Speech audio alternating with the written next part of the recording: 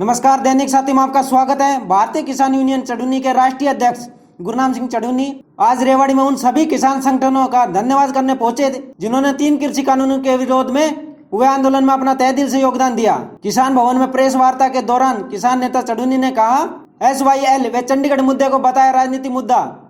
पंजाब हरियाणा को बांट कर रखने के लिए उठाया जा रहा है मुद्दा। किसान आंदोलन के समय दोनों राज्य एक होने के कारण सरकार के नाक में आ गया था दम।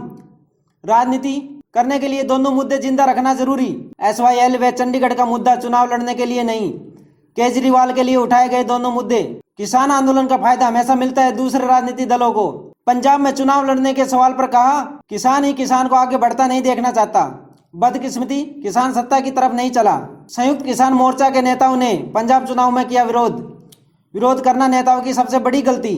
विरोध नहीं किया होता तो पंजाब में किसान राज आने का था अच्छा मौका। द्वेष के चलते किसान नेताओं ने किया हमारा पंजाब में विरोध। पंजाब में किसान राज आता तो देश के लिए होता मॉडल। सभी भाइयों को नमस्कार, सभी पत्रकार भाइयों को, और धन्यवाद दिए आपके कि आप इतनी संख्या में आए हो।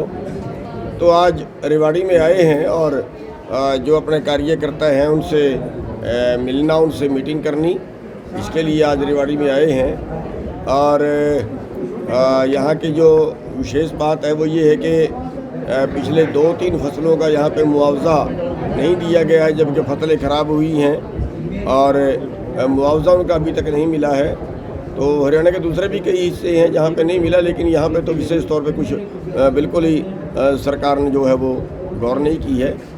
और यहाँ के जो रेवाड़ी के भाई हैं उनका हम धन्यवाद करना चाहेंगे कि जो पीछे आंदोलन चला है 3 काले कानूनों के खिलाफ, उसमें रेवाड़ी ज़िला ने बहुत अपना योगदान दिया है। यहाँ के जो हमारे कार्यकर्ता हैं उन सभी का धन्यवाद करना चाहेंगे। उन्होंने बहुत अंतरात्मा से इस आंदोलन में काम किया है और आम जनमानस ने यहाँ के ने इसमें सहयोग किया, उनकी वजह से जीते भी हैं। और एक हम ये मांग करना चाहेंगे सरकार से कि इस बार गेहूं पे 500 रुपये बोनस कम से कम दिया जाना चाहिए, क्योंकि इस बार बाज़ार में जो गेहूं का भाव है वो MSP से ज़्यादा है। तो 500 रुपये बोनस गेहूं पे का इस बार सरकार को देना चाहिए। रोक दिया गया है जी, करवा दिया आंदोलन है आज वहाँ पे दुष्यंत चौटाला आ रहा है, वो भी मुआवजे की मांग है। मुआवजा जो है वो सरकार देती नहीं है, और जो बीमा है बीमे वालों पे भी, जो बीमा कंपनियां, उन पे भी कोई पाबंदी नहीं कि उनको कितने दिन में देना है कि नहीं देना है, उसकी कोई पारदर्शिता नहीं है। मान लिया हमारी फसल खराब हो गई है, हमें नहीं पता कि वो खराब हुई, उसकी खराबा लिखा है कि नहीं लिखा है, ये हमें नहीं पता, हमें नहीं बताया जाता। गांव का कोई आदमी जो है साथ में नहीं लिया जाता। और फिर जब वो खेत से बांधी जाती है फसल, मान लिया अब सरसों है, अब सरसों कितनी खराब हुई कितनी नहीं हुई, उसका जब वो खड़ी है तब तो रिकॉर्ड है, उसको जोतने के बाद तो कोई रिकॉर्ड बचेगा नहीं। और अगले साल हमें जाके कहेंगे कि आपकी तो ख़राब हुई थी या नहीं हुई थी, हमें नहीं बताया जाता। वहाँ पे भी है, और आज दुष्यंत का वहाँ पे गिराव हो रहा है, तो टोल भी उन्होंने उसी रोष में जो है वो सर एक बड़ा आंदोलन किया और 2500 वोट से कोई भी कैंडिडेट नहीं ले पाया, क्या कारण? बिल्कुल आप ठीक कह रहे हैं। जो पंजाब का बड़ा कारण रहा है, मैं वहीं पे इसीलिए मैंने शुरू किया चुनाव की बात की, आप मेरे से सवाल पूछेंगे।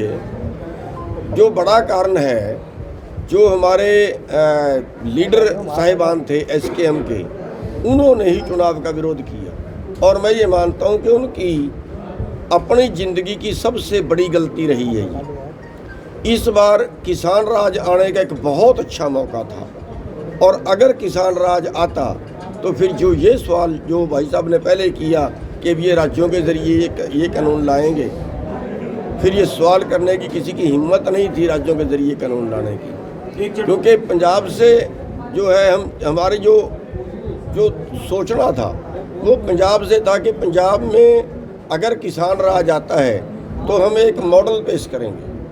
और वो बदकिस्मती हमारी ये रही कि हमें राजनीतिक पार्टी ने नहीं हराया किसी ने। हमारे किसान लीडर थे जिन्होंने द्वेष में हमारा विरोध कर दिया। देखिए, अगर SKM दिल्ली के अंदर ये फैसला ले लेती कि पंजाब में चुनाव लड़ेंगे और सरकार छीनेंगे, तो जितनी सीट केजरीवाल की आई है उससे ज़्यादा सीट किसानों की आनी। रामदेव से पूछना पड़ेगा, बाबा रामदेव के घर में पूछ पड़ेगा। तो डीजल पेट्रोल के देखिए बदकिस्मती है हमारे देश की कि इसी नाम पे चुनाव लड़ा गया।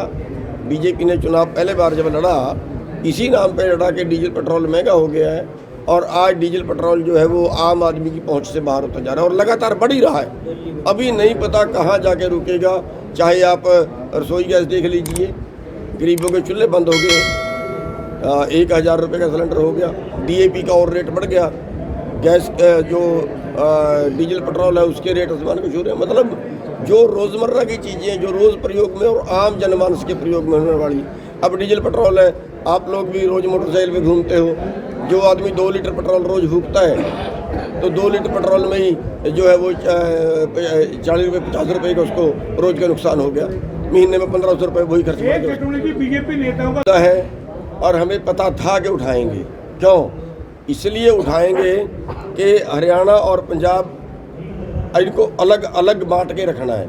अब ये पहली बार इकट्ठे हुए तो सरकार की नाक में दम कर दिया था और अगर आगे भी ये इकट्ठे हो जाएं तो सरकार की नाक में दम कर देंगे, क्योंकि दोनों जो है दोनों में खेती ज़्यादा है और दोनों जुझारू हैं। लेकिन जो ये मुद्दे हैं SYL का हो गया, चंडीगढ़ का हो गया, ये ना तो कभी ख़त्म हुए हैं ना कभी ख़त्म होंगे। जिंदगी ये ख़त्म नहीं हो सकते। जैसे कश्मीर का मुद्दा है, कभी ख़त्म हुआ है? नहीं हुआ है और ये जिंदे रखे जाते हैं। इनको निपटाना भी कोई नहीं चाहता। अब चंडीगढ़ वहीं की वहाँ रहेगी, चाहे वो हरियाणा में चली जाए तो कुछ नहीं, चाहे पंजाब में चली जाए तो कुछ नहीं, दोनों की रह जाए तो भी कुछ नहीं। चंडीगढ़ वहीं की वहीं है, वो उठा के पाकिस्तान में कोई उसको नहीं ले जा सकता। वो झगड़े का मैटर है ही नहीं, झगड़े का मैटर बनाया जा रहा है। सब चंडीगढ़ पे डिस्प्यूटेड है। अगर दोनों भाइयों का बंटवारा हो जाए और उनकी कोई प्रॉपर्टी साझी पड़ी हो तो उसको क्या बोल सकते हैं? और पंजाब में वो चली जाए, क्या पंजाब अमीर हो जाएगा?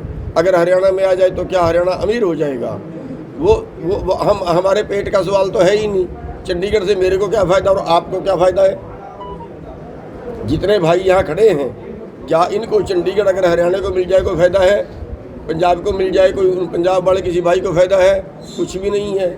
राजनीतिक मैटर है और जा रहे हैं, हमें लड़ा रहे हैं। कृषि कानून रद्द हो गए। हमारी बदकिस्मती ये है कि